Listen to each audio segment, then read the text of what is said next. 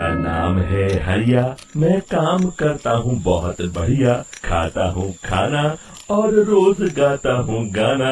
अरे यार, आज तो बहुत देर हो गई। इस खतरनाक जंगल को देखकर तो मेरे हाथ पैर ठंडे हो गए हैं। अगर मैं वक्त पर गांव नहीं पहुंचा तो मालिक बहुत नाराज हो जाएंगे।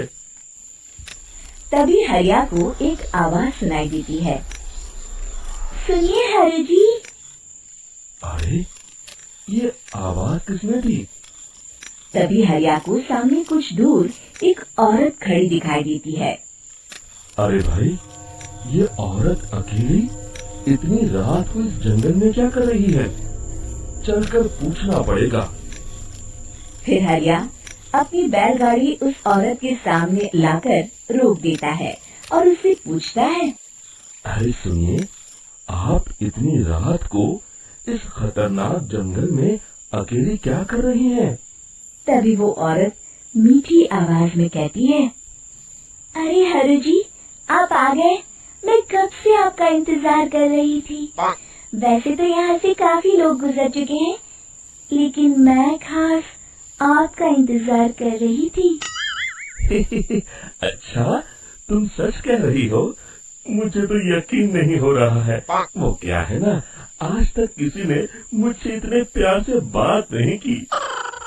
हाँ हाँ हरि जी, मैं सच कह रही हूँ। अब देर मत करिए और जल्दी से मुझे मेरे घर तक छोड़ दीजिए। हाँ हाँ, कौन सी बड़ी बात है, अभी छोड़ देता हूँ। आप मेरे पीछे बैलगाड़ी में बैठ जाइए और मुझे रास्ता बताते चलिए। फिर वो औरत हरिया की बैलगाड़ी में बैठ जाती है और हरिया बैलगाड़ी हाँकता हुआ आगे चल पड़ता है। फिर उस औरत के बताए हुए रास्ते पर चलते चलते हरिया बैलगाड़ी लेकर एक काली गुफा के आगे आकर रुक जाता है। हरिया उस औरत से पूछता है।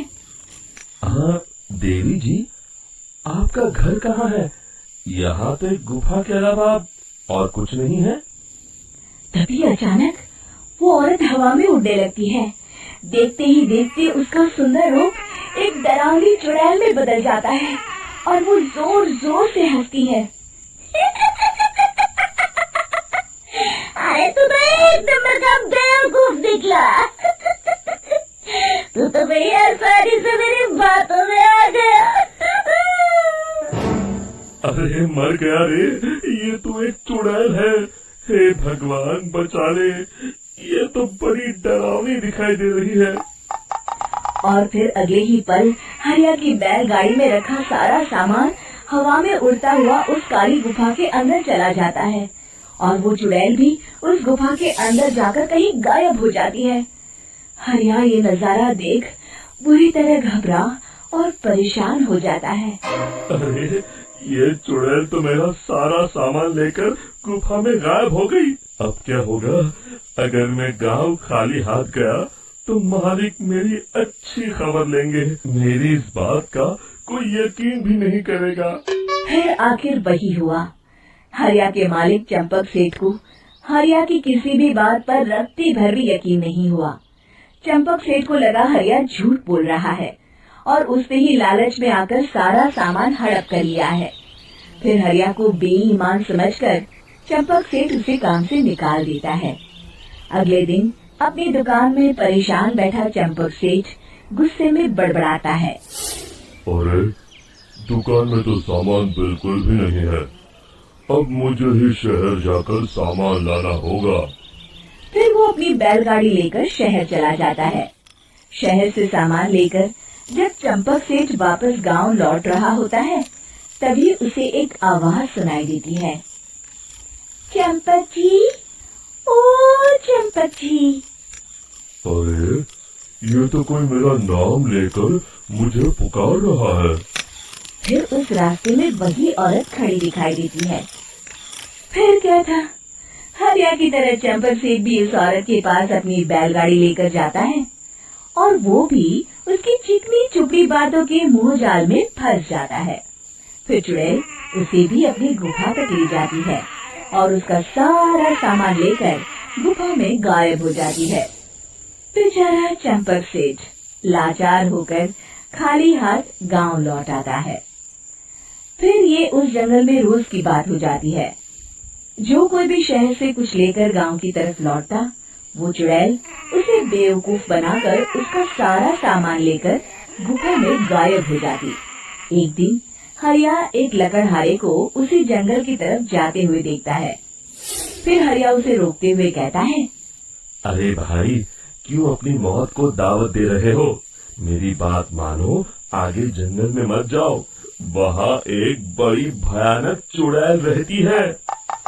लकड़हारा हरिया की बातों को नजरअंदाज करते हुए कहता है, अरे भाई, मुझे पहले ही बहुत देर हो चुकी है, मुझे जाने दो भाई। शाम तक लकड़ियाँ काट कर शहर के बाजार में बेचना है। तुम अपनी ये कहानी किसी फुर्सत में बैठे इंसान को सुनाओ, अब मैं तो चला।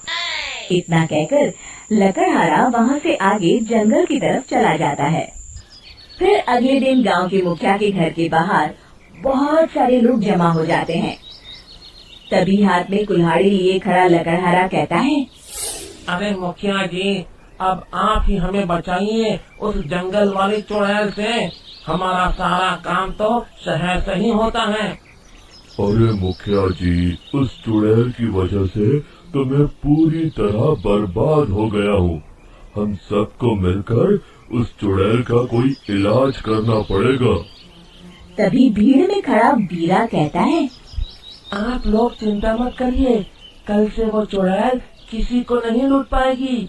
मेरे पास एक बहुत अच्छी तरकीब है।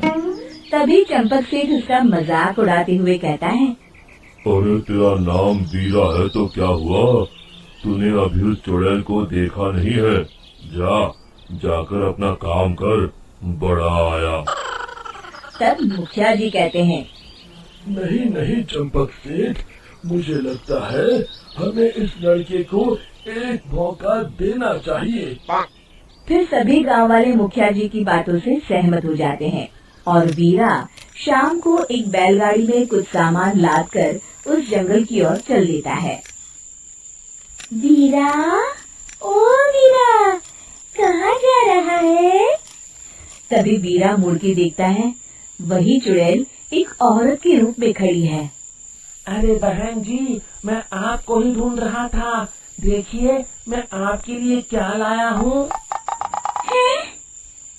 अरे वाह, तू खुद मेरे लिए इतना सामान लाया है। तू ही अकेला गाँव में समझदार है। जरा देखो, मैं भी खोल के बड़े भूख लगी है। जैसे ही चुड़ैल उस सामान पर से कपड़ा हटाती है, एक भगवान शिव की तेज रोशनी उसके अंदर मूर्ति से निकलती है और चुड़ैल अपने असली रूप में आकर जलने लगती है। अरे मैं जल रही हूँ, बचाओ! बचाओ! ओम नमः शिवाय! बचाइए!